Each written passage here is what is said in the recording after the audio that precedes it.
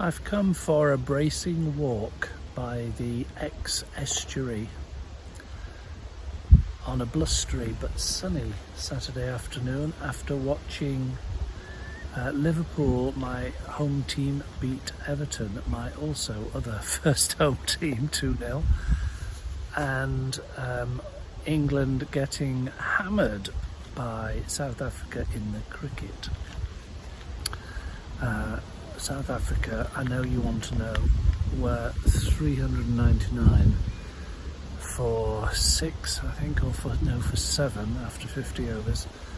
And England currently are about 67 for 7.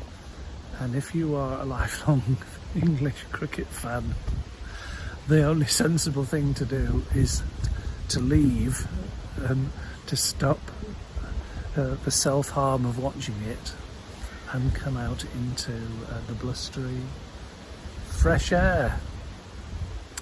In that direction is Lympstone and Topsham and Exeter ultimately, and in that direction is Exmouth. And I am counting my blessings once again, sitting on my beanie hat so as not to wet my bottom on this bench, this wet bench. And it's been a very mixed week. We've had storms in the UK, especially Scotland, but also in the north of England, less so in the south of England here. I'm in Devon, in the southwest of England, and although it's been very mixed and very rainy at times, we've had these blustery sunny spells, which I'm very grateful for. Anyway, this is not a weather forecast or a weather report, but I can't help noticing how my mood, and I dare say your mood, changes with the weather. And old Father John Butler is one of the original organic farmers. The BBC did a 1975 documentary on him because he was considered really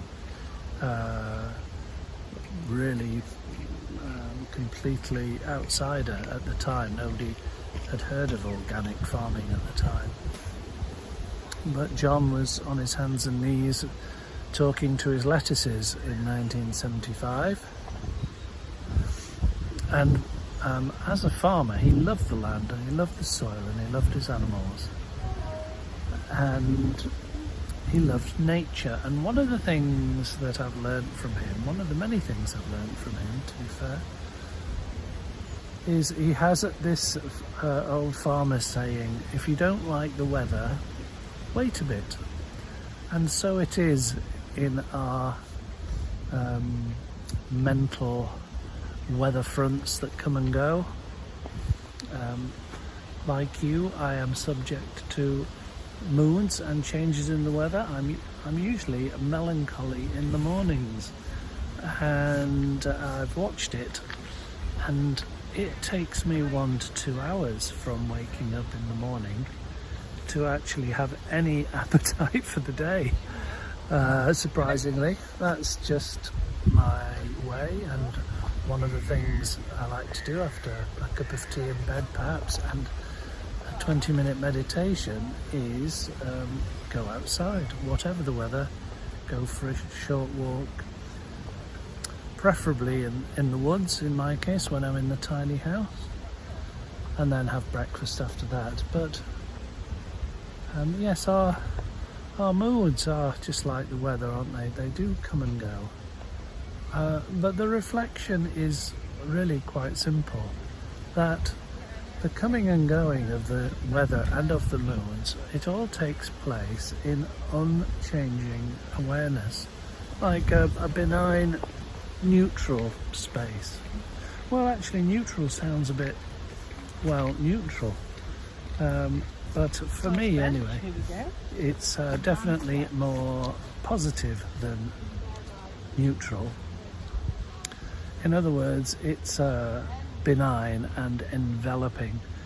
In my meditation, daily meditation in the morning, I've evolved a particular set of words, and it's in 4 sections, but at the end of each section I say the phrase, I come to rest in the unconditional acceptance of the ground of being.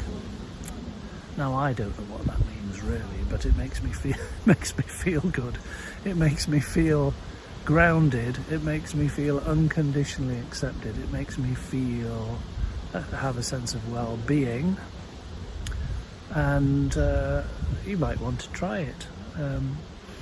I come to rest in the unconditional acceptance of the ground of being.